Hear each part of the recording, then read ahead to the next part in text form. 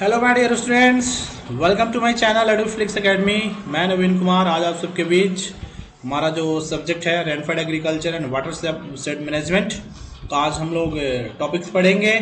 And I hope my dear students कि आप लोग जो भी आपके पीछे के जो टॉपिक्स हैं आप उसे पढ़ रहे होंगे, समझ रहे होंगे, अच्छे से आप उस लेक्चर्स को देख रहे होंगे। आज का जो हम लोग टॉपिक पढ़ने वाले हैं, ओके, अभी तक हमने जो टॉपिक तो बहुत सारे हमने कवर किए हैं। आज का जो हम लोग टॉपिक जो पढ़ेंगे वो हमारा रहेगा soil and water conservation techniques. Okay, जैसे कि आप लोग पढ़ते आए हैं अभी तक, हमने रेनफेड एग्रीकल्चर में पढ़ा। रेनफेड एग्रीकल्चर के टाइप्स हमने स्टार्टिंग में पढ़ा था, कितने प्रकार के होते हैं, dry farming, dryland farming, rainfed farming.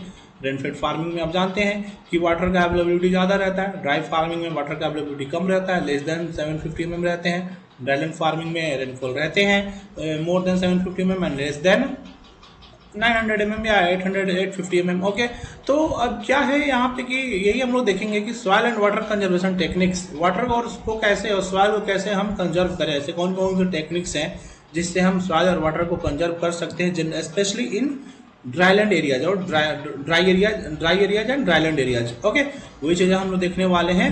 तो वही लिखा हुआ है, broadly speaking the practical methods of soil and water conservation fall into 2 important classes. Generally ये जो सॉइल और वाटर कंजर्वेशन टेक्निक्स के जो मेथड है, तो कि ये क्या 2 इंपॉर्टेंट क्लासेज में आते हैं जो हम लोग अभी देखेंगे। एक कौन सा क्लासेज है, एग्रोनॉमिक मेजर, एग्रोनॉमिक प्रैक्टिसेस कौन से हैं जिससे हम सॉइल और वाटर को हम कंजर्व कर सकते हैं। दूसरा, इंजीनियरिंग टेक्निक्स कौन से हैं जिससे हम सॉइल और वाटर को हम कंजर्व कर सकते हैं अपने इन्वायरमेंट में, अपने ड्राईलैंड एरियाज में। ठीक है, तो पहले हम लोग एग्रोनॉमिक मेजर्स को पढ़ेंगे और आई होप आप सब पैसेंस के साथ इस लेक्चर को देखेंगे क्योंकि थोड़ा लेक्चर लंबा होगा। ठीक है, तो you don't need to be hesitate. Okay, just keep your concentration on the videos and everything will be understood to everyone. Okay, so हम शुरू करते हैं हम लोग पहला। और before start of the topic I request everyone please like, share and subscribe my channel. Okay, तो देखते हैं हम लोग क्या लिखा हुआ है। Agronomic measures practices for soil and water conservation help to intercept raindrops and reduce the splash effect, helps to obtain a better intake of water rate by the soil by improving the content of organic matter and soil structure, helps to retard and reduce the overland runoff through the use of contour cultivation, mulches, drains, growing crops, strip cropping and mix cropping. My dear students, इसमें यही लिखा हुआ है। अभी हम लोग इसको देखेंगे अभी अच्छे से कि इकोनॉमिक मेजर्स में आप क्या क्या प्रैक्टिस यूज कर सकते हैं। ठीक है, कौन कौन से मेथड को यूटिलाइज कर सकते हैं जिससे क्या होगा, हम अपने सॉइल और वाटर को मेंटेन कर सकते हैं, सॉइल के स्ट्रक्चर को, अपने सॉइल के फर्टिलिटी को मेंटेन कर सकते हैं। वही चीज लिखा हुआ है। तो शुरू करते हैं हम लोग। Agronomic practices for soil and water conservation helps to intercept rain drops and reduce. अगर हम एग्रोनॉमिक प्रैक्टिसेस सही से अपना यूटिलाइज करते हैं अपने फील्ड में, तो क्या करते हैं, हमारे रेन ड्रॉप्स के इंटरसेप्ट को क्या, उस रेन ड्रॉप्स जो इंटरसेप्ट जो हमारे मिट्टी पे पड़ता है और उसको मिट्टी पे जब वो बूंद बूंद पड़ता है तो क्या मिट्टी के पोर्स को या मिट्टी के सरफेस को क्या करता है, डिस्टर्ब करता है। तो उस स्प्लैश इफेक्ट को हम क्या कर सकते हैं, कम कर सकते हैं। ठीक है, और दूसरा क्या फायदा है, it helps to obtain a better intake of water rate by soil by improving the content. अगर हम उस वहाँ पे एग्रोनॉमिक प्रैक्टिस को फॉलो करेंगे तो क्या होगा, हमारा सॉइल का भी इंप्रूवमेंट होगा। कैसे, ऑर्गेनिक मैटर का वहाँ पे ऑर्गेनिक मैटर ज़्यादा बढ़ेगा, सॉइल स्ट्रक्चर हमारा इंप्रूव होगा। दूसरा क्या होगा, it helps to retard and reduce the overland run off through the use of control. अगर हम इन सब प्रैक्टिसेस को करते हैं, control cultivation, mulches, dense growing crops, strip cropping, mix cropping को, तो वहाँ पे क्या होगा, जो ओवरलैंड रन ऑफ होते हैं, जो हमारे मिट्टी से रन ऑफ ज़्यादा होते हैं, उन चीज़ों को हम क्या कर सकते हैं, रोक सकते हैं, रिटार्ड कर सकते हैं, कम कर सकते हैं। ठीक है, तो एग्रोनॉमिक मेजर्स में क्या है, हम कैसे अपने मिट्टी के इरोजन को, वाटर कंजर्वेशन को कैसे यूज़ कर सकते हैं, कैसे मेंटेन कर सकते हैं। ठीक है, वो इन सब टेक्निक्स के थ्रू मेंटेन कर सकते हैं, जो भी हम लोग आगे पढ़ेंगे। क्या लिखा हुआ है आगे, agronomical measures are adopted where land slope is less than 2%। Agronomic measures हम जनरली कहाँ पे करते हैं, जहाँ पे हमारा लैंड का स्लोप लेस देन 2% होते हैं। ये चीज़ को आप ध्यान रखेंगे, एग्जाम्स में क्वेश्चन पूछ लिए जाते हैं कि जनरली हम एग्रोनॉमिकल मेजर्स किस एरिया में करते हैं, कितने लैंड स्लोप एरियाज में करते हैं। फिर आगे देखेंगे हम लोग कि इंजीनियरिंग मेजर्स कितने वाले स्लोप एरिया में करते हैं, आगे देखेंगे हम लोग। ठीक है, तो आगे देखते हैं हम लोग कि कौन कौन से एग्रोनॉमिक मेजर्स हैं। जैसे कि आप देख सकते हैं, conservation tillage, deep tillage, conservation farming, contour farming, mulching, growing of cover crops, strip cropping, mixed cropping. These are the methods which which needs to be implemented in our field to conserve the soil and water in our areas in our ecosystem. ठीक है, तो पहले देखते हैं हम लोग कि conservation tillage क्या होते हैं। This umbrella term can include reduced tillage, minimum tillage, no till, direct drill, mulch tillage, stubble mulch farming, trash farming, strip tillage, flower plant.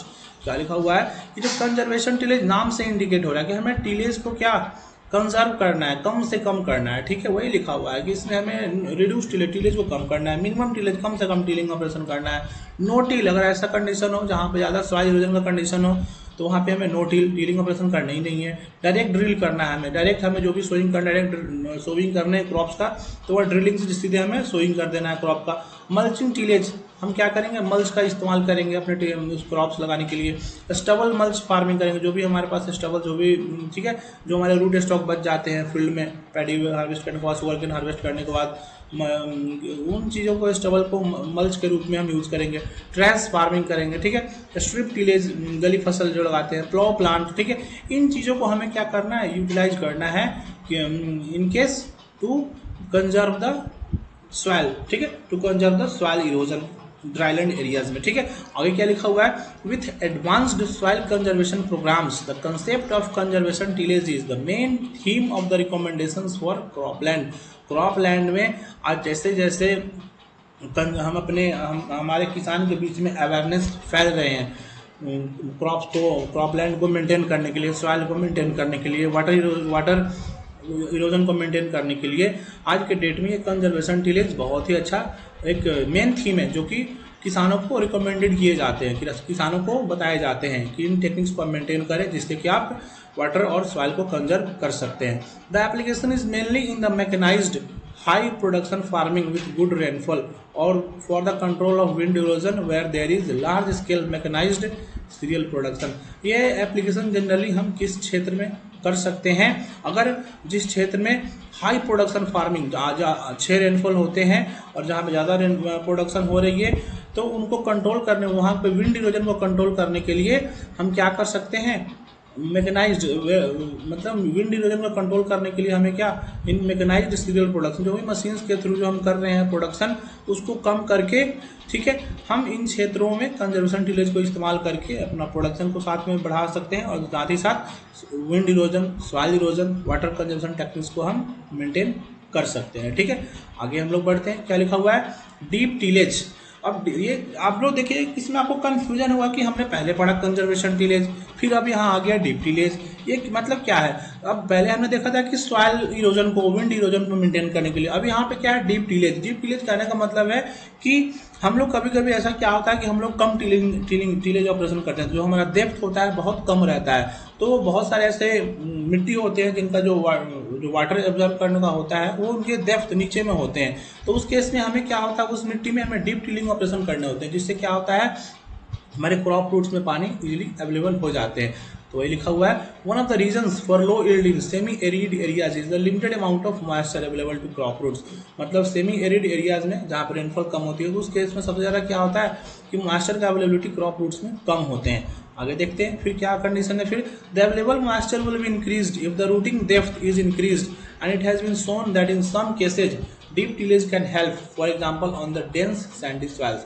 क्या लिखा हुआ है कि उन क्षेत्रों में क्या हो जाते हैं, जो भी अवेलेबल मॉइस्चर होते हैं, अगर रूटिंग डेप्थ को हम बढ़ा दें, टिलिंग ऑपरेशन जब हम करते हैं तो उस डेप्थ को जब बढ़ा दें तो उससे क्या होगा, हमारे क्रॉप्स में क्रॉप के जो रूट होते हैं वो पानी को इजीली एब्जॉर्ब कर सकते हैं। और जनरली जो डेंस सैंडी सॉइल होते हैं उस क्षेत्र में हमें क्या करना है, थोड़ा डेप्थ, टिलिंग डेप्थ को क्या बढ़ा देना, रूटिंग डेप्थ को बढ़ा देने हैं। ठीक है, जब हम सोइंग करते हैं तो उस केस में हमें क्या, अपने सीड को थोड़ा डेप्थ तक हमें सो करना चाहिए। ठीक है, deep tillage is beneficial for some crops but not at all and on some soils but not all. Deep tillage ये जो टेक्निक्स है सारे क्रॉप्स के लिए सही नहीं है, कुछ क्रॉप्स के लिए सही है बट सबके लिए नहीं, वैसे ही सारे मिट्टी के लिए सही नहीं है, कुछ मिट्टी के लिए ये डीप टिलिंग ऑपरेशन सही है। डीप टिलेज रिक्वायर्स ग्रेटर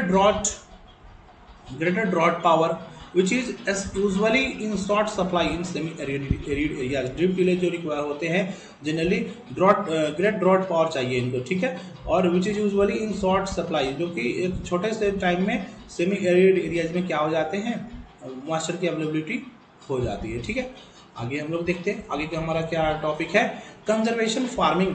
अब हमें क्या अपने सॉइल और वाटर कंजर्वेशन को मेंटेन करने के लिए हमें तीसरा स्टेप कौन सा लेने पड़ेंगे, कंजर्वेशन फार्मिंग करने पड़ेंगे।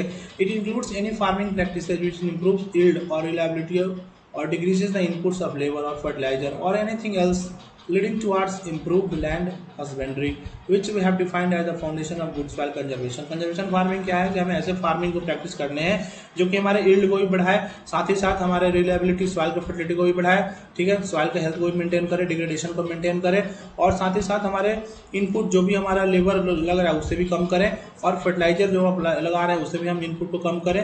ठीक है, जिससे क्या होगा, हमारा लैंड हस्बेंड्री जो भी हम लोग करते हैं उसे हम मेंटेन कर सकते हैं, सुधार सकते हैं। तो उसे हम क्या बोलेंगे कि अच्छा फाउंडेशन बोलेंगे सॉइल को कंजर्वेशन करने का। तो हमें इन प्रैक्टिसेस को करने पड़ेंगे जिससे कि हम अपने सॉइल और वाटर को मेंटेन कर सकते हैं अपने पर्टिकुलर एरियाज में। तो इसमें कौन कौन से इसके सब ब्रांचेज आ जाते हैं, it includes strip cropping, crop rotations, alternate cropping, mixed cropping, interplanting, surface and mulching, organic mulches, deep planting of varieties, dry seeding. एक कंजर्वेशन फार्मिंग के लिए हमें इन स्ट्रेटजीज को अपनाने पड़ेंगे।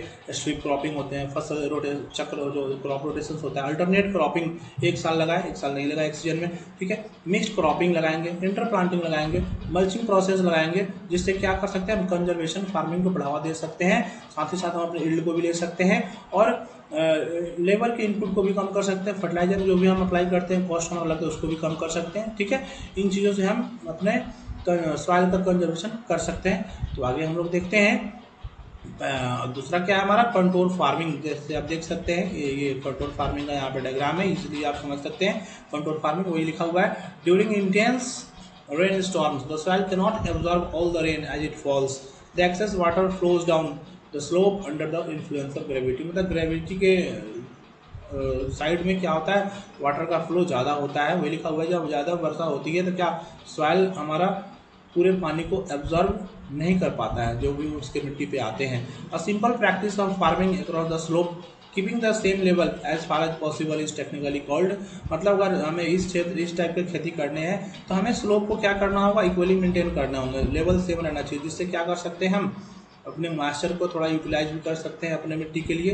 हर कंटोर पे क्या होगा, पानी का वहाँ पे स्टेगनेशन हो जाएंगे हमारे क्रॉप्स के लिए। तो उस तरीके को हम क्या कहते हैं, उस टेक्निक को हम क्या कहते हैं, कंट्रोल फार्मिंग कहते हैं। ठीक है, आगे है हमारा एडवांटेज क्या है कंट्रोल फार्मिंग के। Control farming reduces run of and prevents soil erosion as compared with the up and down cultivation in the major groups of soils in India, जैसे alluvial soil, black soils और deep lateritic soils हो गए। Control farming क्या है, ये run of को reduce करते हैं, कम जो पानी का बहाव तो उसे कम करते हैं, सॉइल इरोजन को भी क्या प्रिवेंट करते हैं लॉस होने से। ठीक है, तो जनरली इसमें ऐसा क्यों होता है, क्योंकि इसमें हम अप एंड डाउन कल्टिवेशन करते हैं। ठीक है, तो उससे क्या होता है कि हम उसमें मिट्टी के इरोजन को भी कम कर सकते हैं, सॉइल इरोजन को। तो जनरली इंडिया के किस सॉइल में किए जा सकते हैं, एलुवियल सॉइल हो गया, ब्लैक सॉइल हो गया, डीप लेटरेटिक सॉइल हो गया। ठीक है, control farming conserve soil fertility and increases crop yields. Control farming जो है सॉइल फर्टिलिटी को मेंटेन करते हैं और क्रॉप प्रोडक्टिविटी को भी बढ़ावा देते हैं।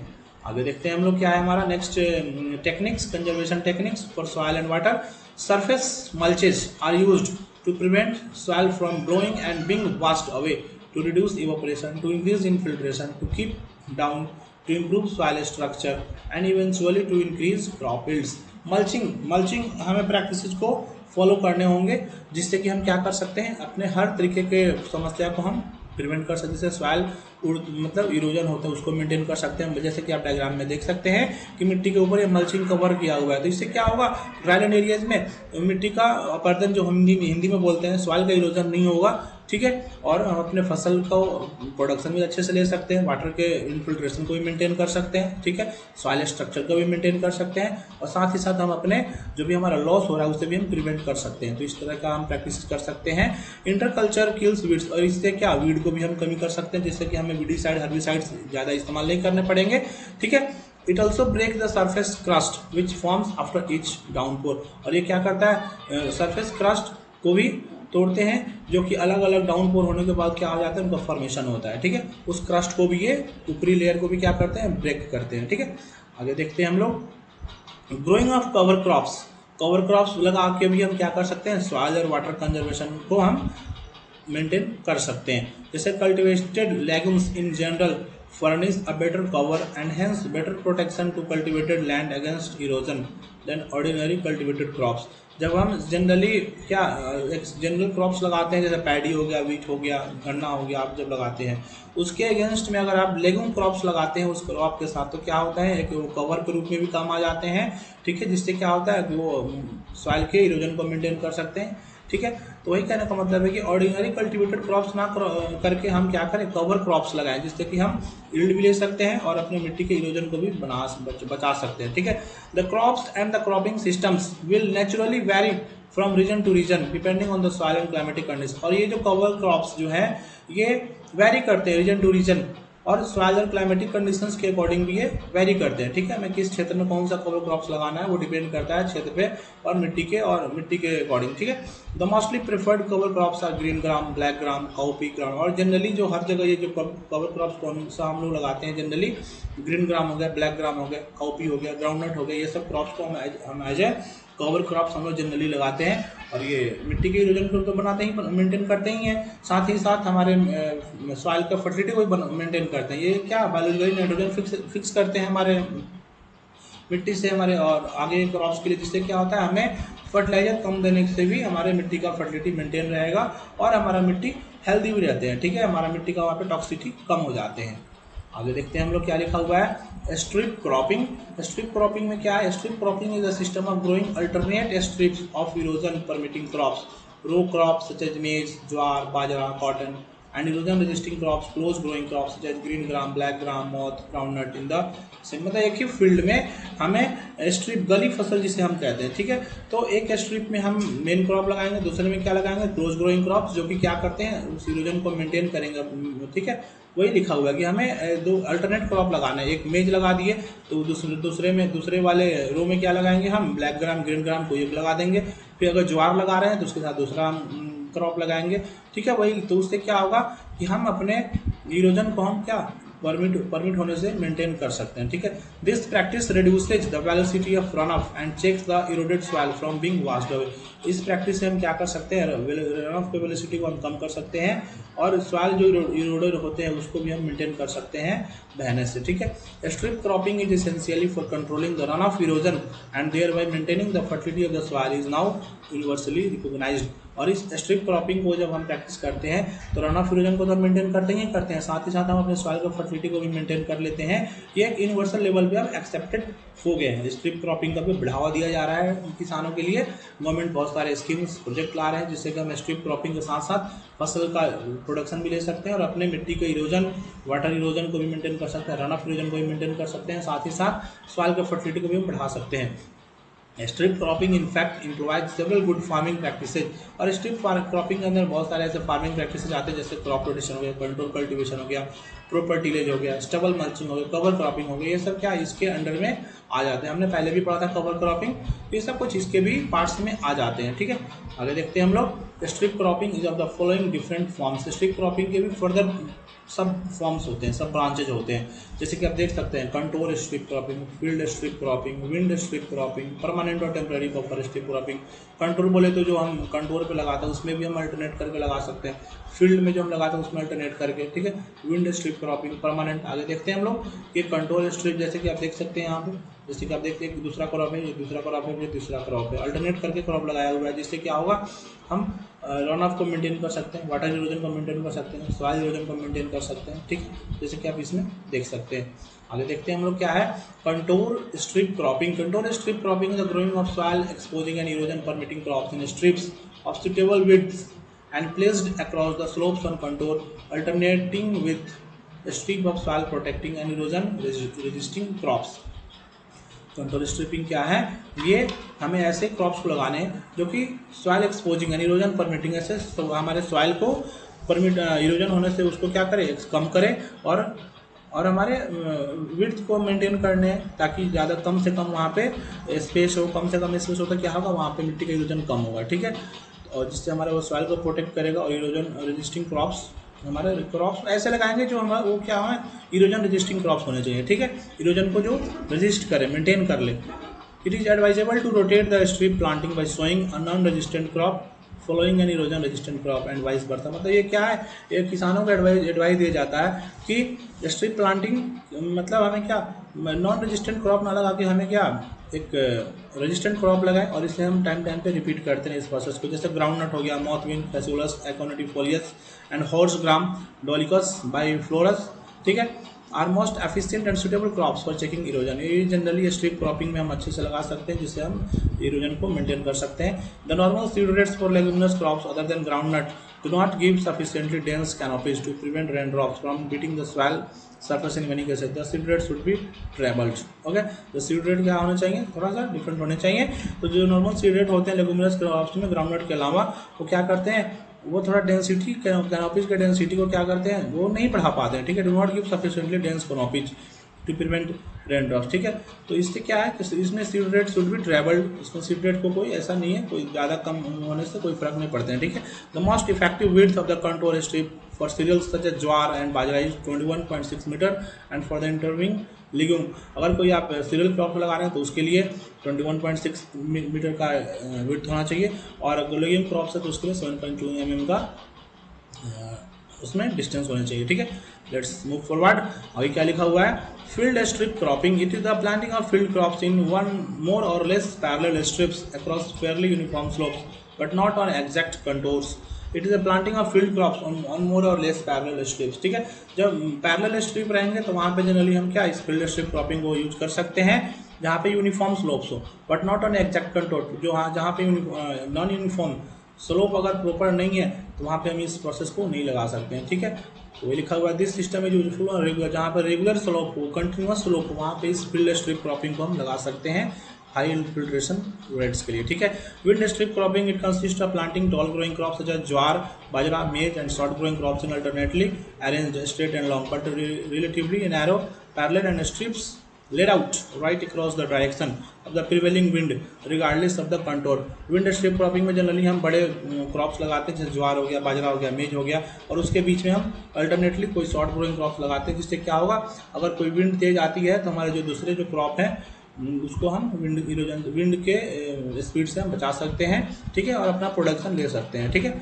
आगे देखते हैं हम लोग, आगे क्या लिखा हुआ है हमारा, permanent or temporary buffer strip cropping. In the case of permanent or temporary buffer strip cropping, permanent strips of grasses or legume of mixture grass and legume are laid either in badly eroded areas or in areas that do not fit into regular rotation.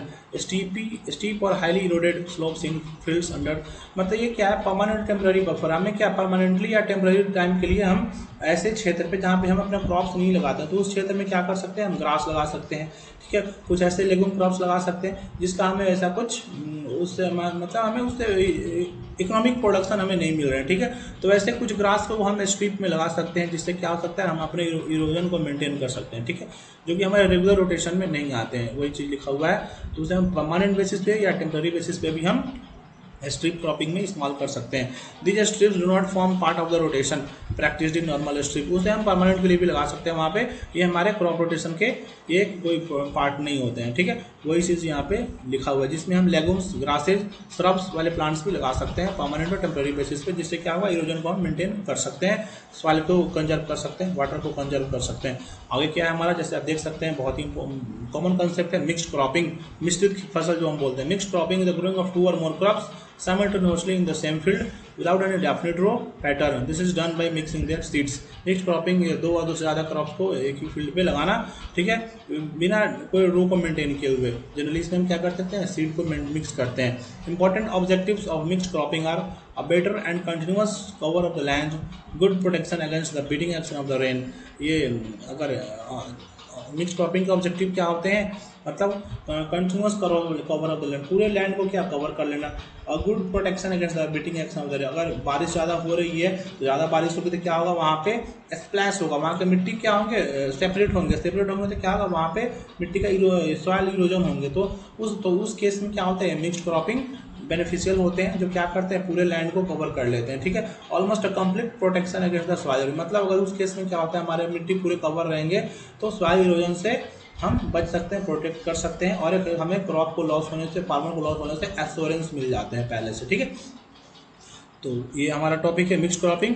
आगे आगे का जो हमारा topic है my dear students, आगे वाले lecture में हम लोग पढ़ेंगे इंजीनियरिंग मेजर्स। अभी तक हमने पढ़ा था कि what are the agronomic measures, ठीक है।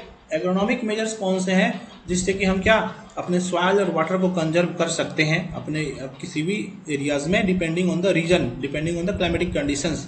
Likewise in coming lectures we will be studying about what are the engineering measures, ठीक है, जिससे कि हम अपने सॉइल और वाटर को कंजर्व कर सकते हैं और अपना प्रोडक्शन भी साथ में अच्छा ले सकते हैं, सॉइल के स्ट्रक्चर को, फर्टिलिटी को भी मेंटेन कर सकते हैं। तो आने वाले लेक्चर में हम लोग इसको कंटिन्यू करेंगे, ठीक है my dear students. I hope कि आप प्रीवियस लेक्चर्स को अच्छे से पढ़ेंगे, समझेंगे और आने वाले लेक्चर्स में हम इसे पढ़ेंगे अच्छे से। तब तक के लिए बहुत बहुत धन्यवाद। Okay, and may God bless you.